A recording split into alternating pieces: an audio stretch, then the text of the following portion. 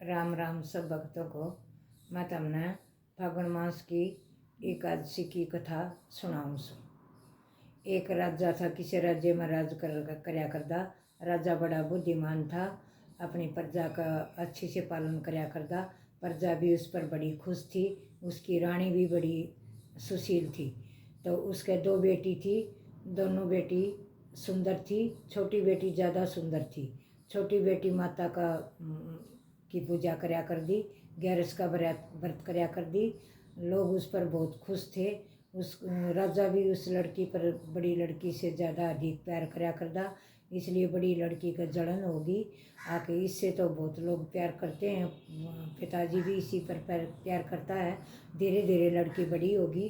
किसी राज्य का राजकुमार उसे देखने के लिए आ गया। बड़ी लड़की को देखने के लिए आ गया। छोटी पर नज़र पड़ी, उसी टाइम वो छोटी लड़की पर मोहित हो गया और राजा से कहने लगा कि राजा, मैं तो आपकी छोटी बेटी से विवाह करूँगा, बड़ी से नहीं करूँगा। ये सुनकर लड़की को बड़ा क्रोध उठा। तो और भी ज़्यादा उस पर क्रोधन होगी कि ये तो इसने भी इसी को पसंद कर लिया और पिताजी भी इससे प्यार करता है, लोग भी इससे प्यार करते हैं, तो क्यों न मैं इसको मार डालूँ। तो उसने अपने मारने की उसको योजना बना ली। लड़की ने अपनी बहन को, खुद ही बहन को मारने की योजना बना ली। और एक दिन उसने जहर का लड्डू दे दिया कि ले बहन खा ले। बहन ने, कोई पता नहीं था, भोली भाली बहन थी और बहन की शादी उसकी रचना को उसको कोई पता नहीं था कि ये धोखेबाज बहन है, धोखा कर रही है। उसने लड्डू खा लिया प्यार से, उसका कुछ नहीं हुआ। फिर उसने सोचा ये तो नहीं मरी। उसने एक दिन सोचा अब क्या किया जाए। बहुत योजना, गहरी योजना सोची। एक घड़े में सांप डालकर, जिस कमरे में वो सो रही थी, सांप को उसके कमरे में छोड़ दिया तो सांप भी उसको कुछ नहीं बिगाड़ सका। तो ये सोच के उसको और भी आश्चर्य हो गया कि इसको कैसे मारा जाए। उसने और योजना बनाई। एक दिन बोली खुश होकर, चल बहन कुएं का पानी लाएंगे। कुएं का पानी लाने के लिए डगर गई दोनों बहनें। उसने कुएं का पानी निकालते हुए उसके बहन को धक्का दे दिया। फिर भी उसने ग्यारस माता ने कुछ नहीं होने दिया, वो बच गई। बहन ने सोचा ये तो किसी हालत से भी नहीं मरे, अब क्या किया जाए, इसके साथ किया जाए। तो तब उसने और योजना बनाई और प्यार से बहन से पूछने लगी कि बहन, मैं आपसे एक बात पूछूं। बहन ने खुश होकर कहा कि बहन पूछो। कि मृत्यु तो सबकी एक है और सबको जाना है, लेकिन ये मृत्यु, तेरी मेरी मृत्यु आएगी कैसे, आपको पता हो तो। वो बोली बहन, मेरे को आपका तो पता नहीं, लेकिन मैं तो अपनी मृत्यु बता सकती हूँ। बोली बहन बता। बड़ी मैंने खुश होगी और बहन से खुश होकर पूछने लगी कि बहन बताओ तेरी मृत्यु क्या है। तो बोली बहन, मेरे तो तोते में मेरी जान है, तोते के गड़ में हार है, उसको मार दे तो मेरी मृत्यु निश्चय है। तब बहन ने तो सोचा ये तो बहुत अच्छी बात है। बहन ने तो तोते को ढूंढना शुरू कर दिया और बहन ने सोची कि क्यों ना मैं अपने पिताजी को बताऊं, तेरे तो कोई न कोई पीछे पड़ा है मौत के। एक दिन आपके पिताजी के पास गई और पिताजी से कहने लगी, पिताजी अगर मेरी मृत्यु हो जाए तो मेरे को जलाना नहीं, मेरे को पुराने वाले महल में पलंग के ऊपर लिटा देना।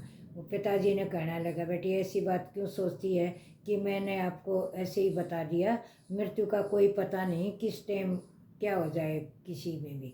तब पिताजी ने कहा, बेटी ऐसी कोई बात नहीं है, शादी के 2-4 दिन रहे बचे हुए हैं, आप ऐसे वचन मत बोलो। तब बोली, नहीं पिताजी, आपने मेरा कहना करने पड़ेगा। ये कह के उसने पिताजी को मना लिया। पिताजी ने कहा ठीक है बेटी। उसने वचन भरवा लिए तो 2-4 दिन के बाद शादी होनी थी। जो ही शादी होने के लिए राजा का राजकुमार बारात लेके आ गया और बहन ने तो तोते को ढूंढना शुरू कर रखा था। फिर भी उसने, बहन तो अपने मंडप पर बैठाने की तैयारी कर दी। उसने बहन के कमरे में जाकर तोते को पकड़ लिया और तोते को नोच दिया, गले में हार आपका गले में पहन लिया। जब तक बहन ने 3 फेरे लिए और मंडप पर ही बहन मूर्छित हो गई। बहन को उठाकर लोग इधर उधर ले आए और बड़े बड़े ज्ञानी वो वैद्य झुका दिए उसके ऊपर, बेटी के ऊपर पुराने महल में ले गए, पलंग पर लटा दी। वैद्यों ने कहा कि ये तो ना जिंदी है और ना ये मरी है, इसका तो कोई इलाज नहीं है हमारे पास। बोला कि ठीक है। उसने पलंग पर उठा कर उसको लिटा दिया और पंडित से कहा कि किसी को ये बात बाहर जाकर मत बताना, अगर बताएगा तो तेरे को सूली पर लटका दूंगा। पंडित ने बोला ठीक है।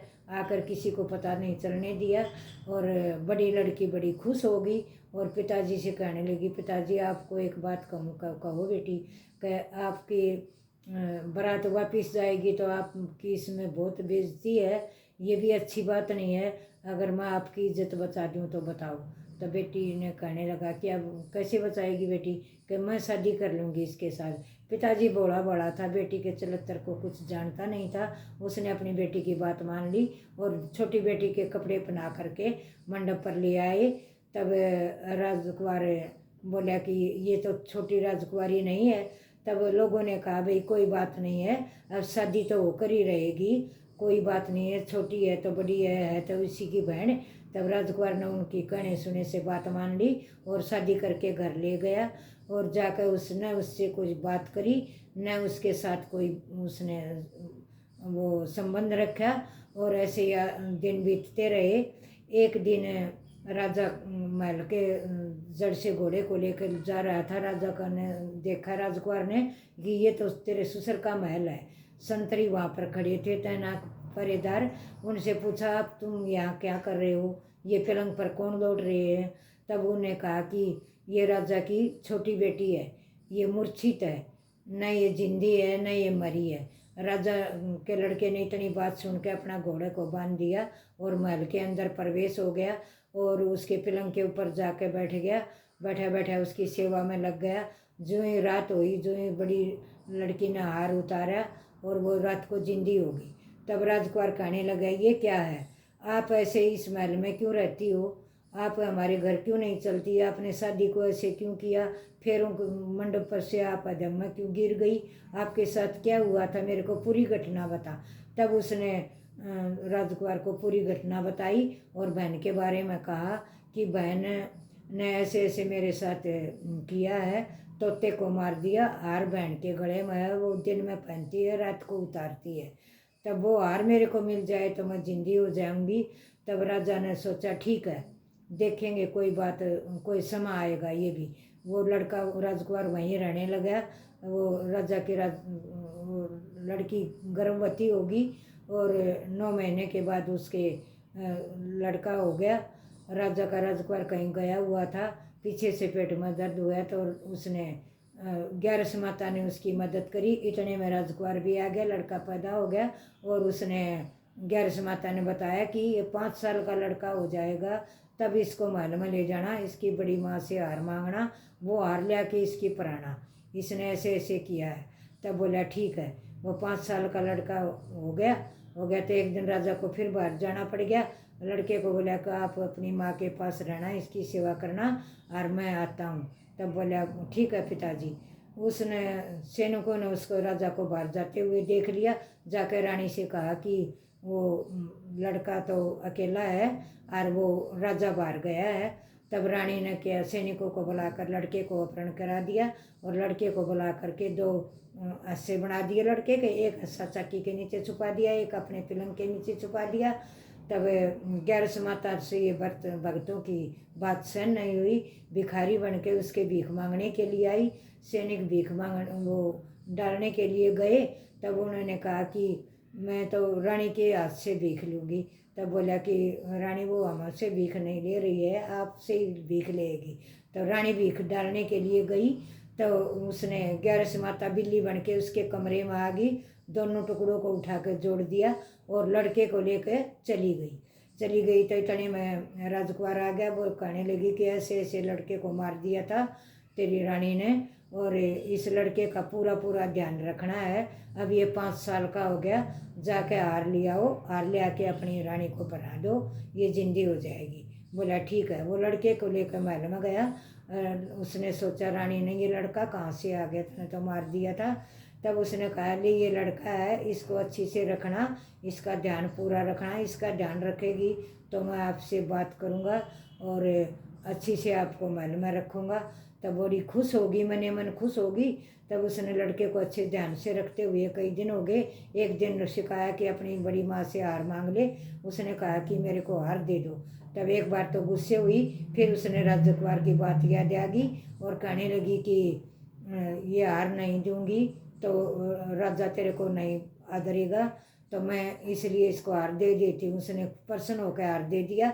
हार देने से इतने में वो राजा आ गया वहाँ पर और लड़के को लेकर बोल, उसने कहने लगा कि मैं आता हूँ, आप भोजन बना लेना, साथ में शाम को भोजन साथ में खाएंगे।